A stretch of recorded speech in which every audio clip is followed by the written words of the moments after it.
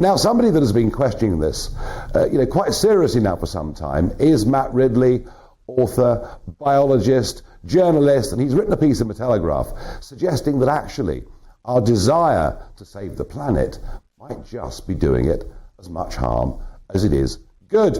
And Matt Ridley joins me now. Good evening, Nigel. Good evening. Thank you for joining me.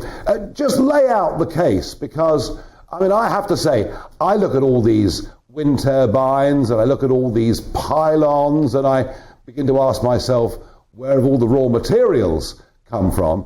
But what you were saying in your Telegraph piece was that we could be doing the overall environment more harm than good by some of these measures.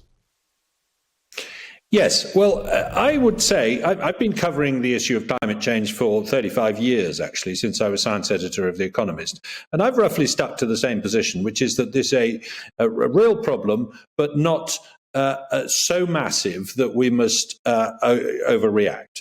And I think we have increasingly begun to overreact, and I think we're taking extreme measures that are going to threaten energy security, threaten the financial well-being, particularly of poor people, threaten the ability of people in poor countries to get hold of electricity and so on. But what I was trying to draw attention to this weekend was a different point, which is that it's not just economic disaster that is being caused by these policies, but also environmental damage. Real harm to the planet is being caused by climate change policies.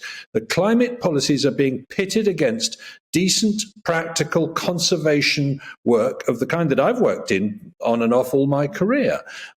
So just to give you a few examples, we're building more and more pylons across the country to connect wind farms. That is causing real angst among people who don't want to see landscapes ruined.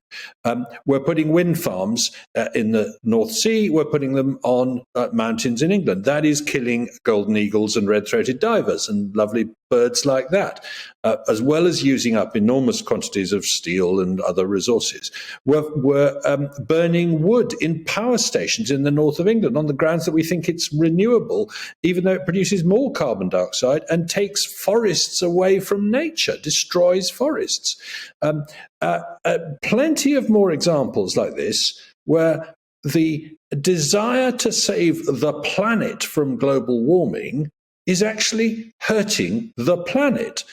There's a famous, I think probably apocryphal quote from an American general in Vietnam. He said, "We have to destroy the village in order to save it." Well, Matt Ridley, thank you for coming on and laying out that case. And I have to say, there is an extraordinary consensus that we're up against here, and I'm pleased that there are one or two people like you out there asking these questions. And when I'm back in London and you're in London, we must get you into the studio and do this at more length. Thank you for providing at least a voice that we can debate. That was Matt Ridley.